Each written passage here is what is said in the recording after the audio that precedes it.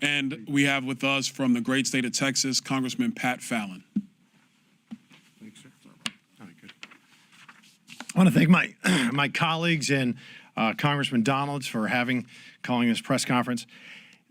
The Build Back Better reconciliation package has a lot of awful provisions in it, one of which I don't really even want to talk about, but I feel compelled to touch upon. Hiring 85 or 87,000 IRS agents and giving $80 billion to that agency. Who in the right mind is going to want that? And also to say that we can, as a federal government, pry into your bank accounts if you spend as little as $28 a day. This is Orwellian, and is it 2021 or is it 1984? And one of the other provisions I do want to talk about a little bit today with you is Section 0005 of the reconciliation package. And it says in that, quote, they're going to set aside $2.8 billion to increase the capacity of the U.S. Citizen and Immigration Services to adjudicate efficiently amnesty applications and reduce case processing backlogs. That is liberal speak for giving amnesty to up to 8 million people. There is a crisis at the border. In fact, it's a catastrophe at the border right now. I represent Texas. It's a border state.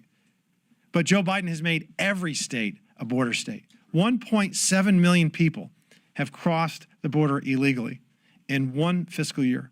That's the entire state of West Virginia. That's more than 11 states have in their population. And it's overwhelming the system. We're allowing other nation states to export their poverty. And what's patently unfair about that is 3.8 million people across this planet are waiting to come to this country legally, respecting the laws and the rules of the country that they want to become a part of. And to make it a racial argument, which somebody on the left do, 95% of those 3.8 million people are people of color. They never mention that. And we're rooting for them because they're doing it the right way. And when they get here on net, they're going to be an immediate value add to this nation. And I thought that's what we were supposed to do, and it was incumbent upon us, is to do the things that are in the best interests of our nation state. And all this bill is doing is going to act like a magnet to attract even more folks to come. And the Mexican drug cartels are benefiting wildly. We've seized 10,469 pounds of fentanyl. That's enough to kill every American 7 times over, just this year alone. And the drug cartels have the GDP of a nation state. We have, literally, they think it's somewhere between, experts will tell you, on the low end, $15 billion, on the high end, $50 billion is what the Mexican drug cartels collectively take in annually.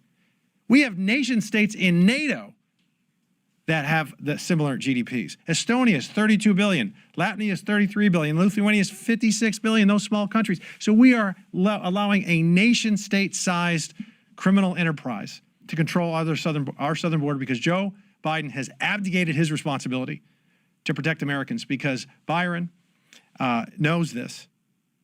Our greatest calling is to keep Americans safe because if you're not safe, then you're not free.